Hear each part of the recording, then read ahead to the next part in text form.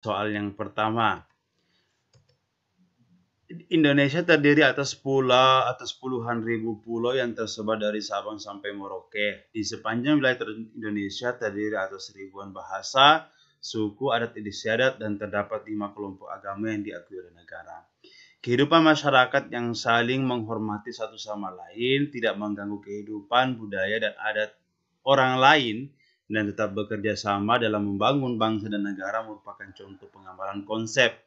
Nah, ini kan sudah jelas sekali ya. Jadi ada perbedaan bahasa, suku, adat istiadat. Tentu perbedaan ini bukan sebagai pemecah, tetapi justru sebagai pemersatu. Jadi jawabannya adalah Bhinneka Tunggal Ika. Jadi Bhinneka Tunggal Ika adalah konsep yang dijadikan pegangan dalam masyarakat majemuk. Perbedaan yang ada tidak menjadi penghalang untuk tetap bekerja sama bersatu demi kepentingan bangsa dan negara. Oke, lanjut nomor 2. Saat ini terdapat lebih dari 700 bahasa daerah di Indonesia. Penggunaan bahasa daerah merupakan sebuah kewajiban demi menjaga kekayaan dan identitas nasional bangsa, khususnya bagi para pemuda. Namun dalam kegiatan tertentu yang melibatkan banyak orang dari berbagai daerah, digunakan bahasa nasional sebagai bahasa pemersatu bangsa. Hal ini merupakan wujud dari pelaksanaan Sumpah Pemuda yang kalau teman-teman masih ingat, Sumpah Pemuda yang menandai sikap nasionalisme para pemuda di Indonesia sekaligus menjunjung tinggi kebinekaan. Ya, ada 3 poin dari Sumpah Pemuda tersebut.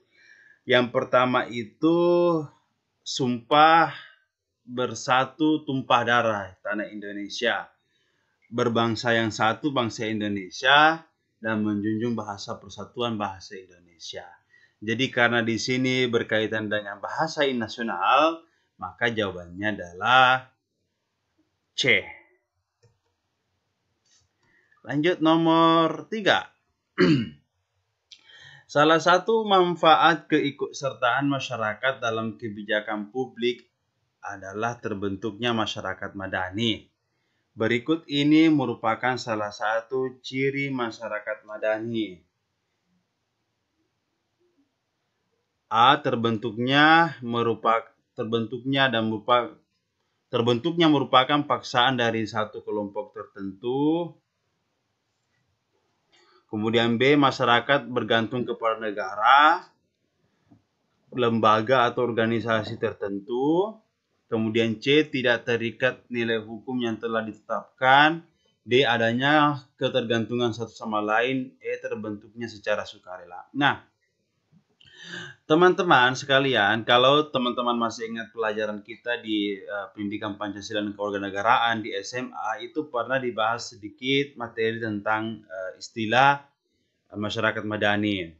Nah, istilah ini sebenarnya berasal dari bahasa Arab madaniyah.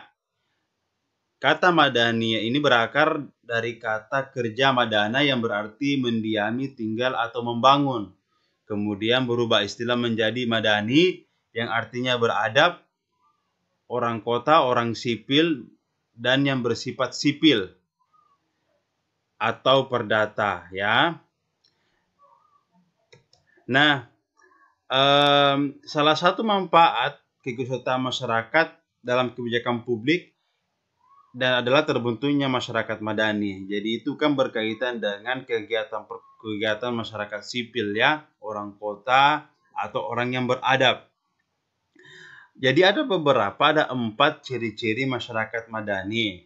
Yang pertama itu adalah keswasembadaan, keterikatan pada hukum aturan yang telah disepakati bersama, terbentuk secara sukarela, dan memiliki kemandirian tinggi terhadap negara. Jadi jawabannya benar adalah E. Oke, lanjut nomor 4. Berikut ini yang bukan merupakan latar belakang adanya wawasan Nusantara. Dilihat dari falsafah Pancasila adalah A. kemerdekaan sebagai hasil perjuangan seluruh rakyat Indonesia. Mengutamakan kepentingan umum daripada individu golongan. C. Penerapan HAM. D. Pengambilan keputusan dengan musyawarah. Dan E. Memberi kesempatan setiap pemeluk. Nah, ketika berbicara masalah wawasan Nusantara, itu erat kaitannya dengan cara pandang kita dalam menjalani hidup sesuai dengan Pancasila, Bhinneka Tunggal Ika, dan pilar-pilar negara lainnya. Nah, jika kita melihat wawasan Nusantara dari Pancasila, ada beberapa poin yang dapat kita ambil. Yang pertama adalah penerapan hak asasi manusia, toleransi beragama, mengutamakan kepentingan umum, dan pengambilan keputusan dengan musyawarah. Ini ada dalam sila-sila Pancasila. Jadi, wawasan Nusantara dari Pancasila artinya bagaimana cara pandang kita dalam menjalani hidup ini sesuai dengan sila-sila Pancasila.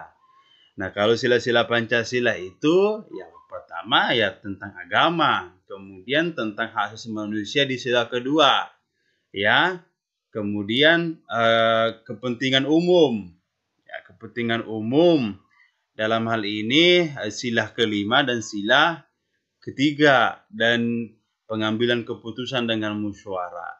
Jadi karena pertanyaannya yang bukan, berarti jawabannya adalah A, ya. Kemerdekaan sebagai hasil perjuangan seluruh rakyat Indonesia. Oke. Lanjut nomor 5.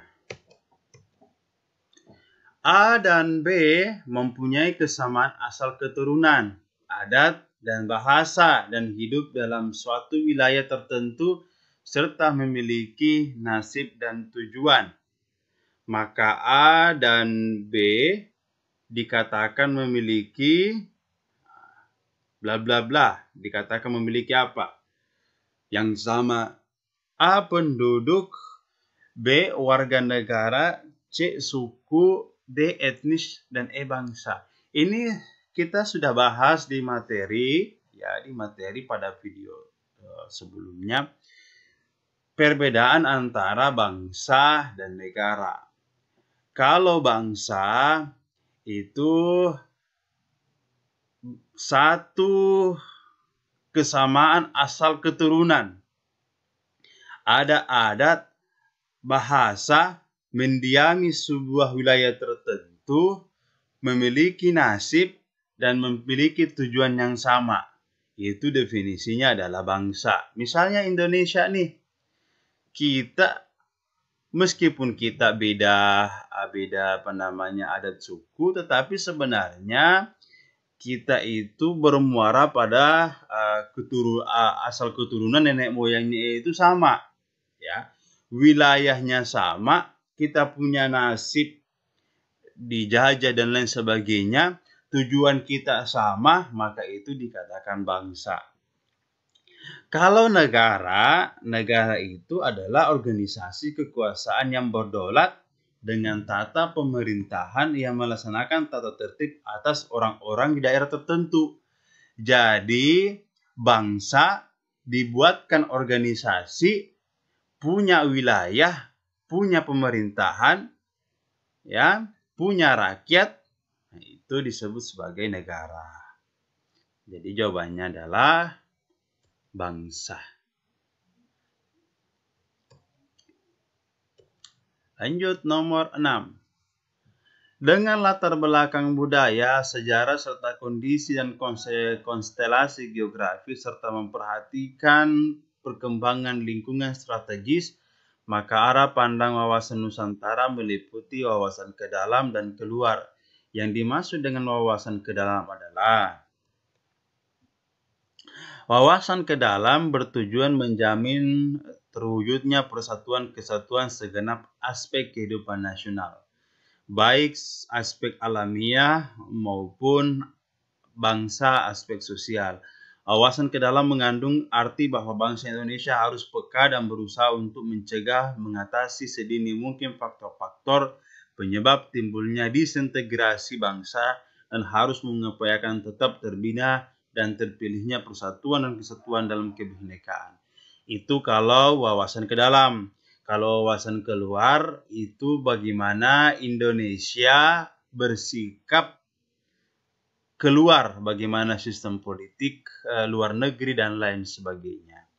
Nah, berarti karena bahas tentang wawasan ke dalam, berarti jawabannya adalah B. Bangsa Indonesia harus peka dan berusaha mencegah dan mengatasi sedini mungkin faktor-faktor penyebab timbulnya disintegrasi bangsa. Jadi wawasan ke dalam ini lebih ke dalam negeri. Bagaimana bangsa kita sedini mungkin tetap mempertahankan persatuan, ya, terpilih hanya persatuan dan kesatuan, bukan disintegrasi. Jadi jawabannya B. Nomor 7, membina persatuan dan kesatuan dihubungkan dengan semboyan Bhinneka Tunggal Ika mengandung makna bahwa. Jadi membina persatuan dan kesatuan dihubungkan dengan semboyan Bhinneka Tunggal Ika mengandung makna bahwa dalam pergaulan tidak boleh membeda-bedakan suku, agama, etnis, dan golongan lain agar sesuai dengan prinsip kebinekaan. Jadi kita tidak boleh membeda-bedakan suku, agama, etnis demi membina persatuan dan kesatuan bangsa. Nah, jadi jawabannya adalah C. Ya. Nah, sekali ya. Nomor 9. Berikut yang bukan merupakan bentuk implementasi Bhinneka Tunggal Ika dalam kehidupan sehari-hari adalah A. Berperilaku secara inklusif dalam kehidupan masyarakat. B. Mengakomodasi sifat pluralistik ke dalam kehidupan berbangsa dan bernegara. C. Mengedepankan kepentingan pribadi di atas kepentingan kelompok. D. Memutuskan segala sesuatu dengan jalan musyawarah mufakat. E. Melakukan perbuatan dengan dilandasi rasa kasih sayang dan rasa berkorban. Karena kita berbeda-beda, ya, maka ada beberapa hal yang harus kita implementasikan dalam kehidupan sehari-hari. Yang pertama berkaitan dengan rasa kasih sayang dan rela berkorban. Jadi meskipun perbedaan ada, tetap rasa kasih sayang itu dan rela berkorban kepada sesama itu tetap dijalani.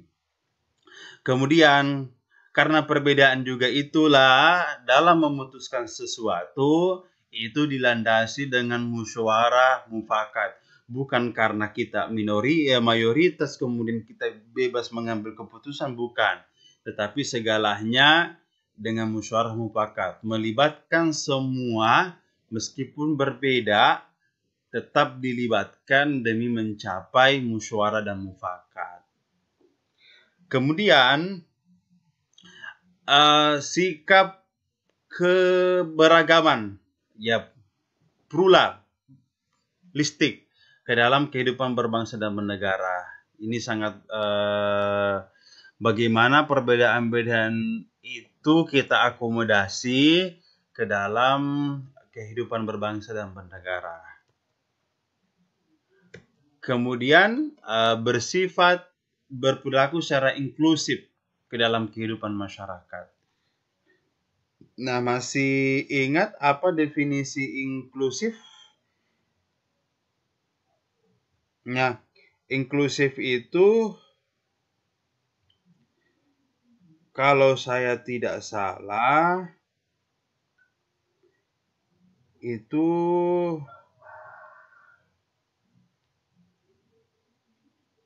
apa ya? Saya coba cari dulu definisi inklusif. Oke, ya ini saya dapat dari liputan6.com. Jadi inklusif itu adalah mengajak seseorang menghargai perbedaan. Ya, jadi kita ajak seseorang untuk menghormati orang lain.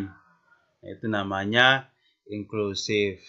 Nah, di sini dijelaskan ada beberapa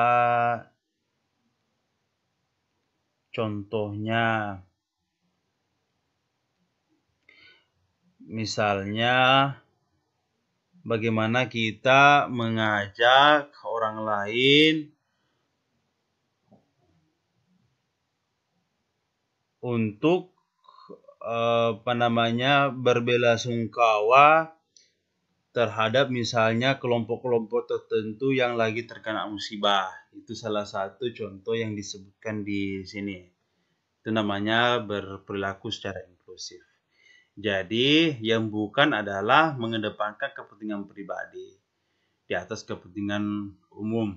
Salah ya, jadi bukan C. Tetapi seharusnya kepentingan umum diutamakan dibandingkan kepentingan pribadi.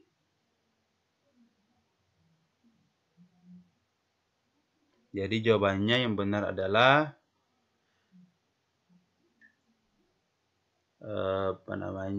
C. Lanjut nomor 10. Adanya konflik agama di sebuah daerah tertentu menjadi tanda bahwa pelaksanaan prinsip Bhinneka Tunggal Ika belum maksimal. Pemaksaan terhadap seseorang atau pemeluk agama dan kepercayaan lainnya, pengerusakan tempat ibadah merupakan pelanggaran terhadap pasal 29 Undang-Undang Dasar 1945 ayat 2 yang menyatakan negara menjamin kemerdekaan tiap-tiap penduduk untuk memeluk agamanya masing-masing dan beribadah menurut agama dan kepercayaannya. Dalam hal ini, kebebasan beragama diartikan sebagai apa? Itu diartikan sebagai kebebasan yang bersumber pada martabat manusia sebagai makhluk ciptaan Tuhan. Karena dia merupakan makhluk ciptaan Tuhan, jadi dia punya hak asasi manusia, dia punya martabat. Ya. Jadi pelaksananya adalah kebebasan beragama itu diartikan sebagai setiap orang bebas untuk melakukan penyembahan atau membentuk. Oke, bentar. Ini kok kayaknya kuncinya salah ini. Kita baca baik-baik dulu. Kebebasan untuk menentukan memilih agama yang dianut dengan berpindah-pindah. Salah ya, bukan. Kebebasan yang bersumber pada martabat manusia sebagai makhluk. B seharusnya, bukan E. Ini seharusnya ini teman-teman silakan perbaiki ya. Jawabannya adalah B. Yaitu kebebasan yang bersumber pada martabat manusia sebagai makhluk ciptaan Tuhan.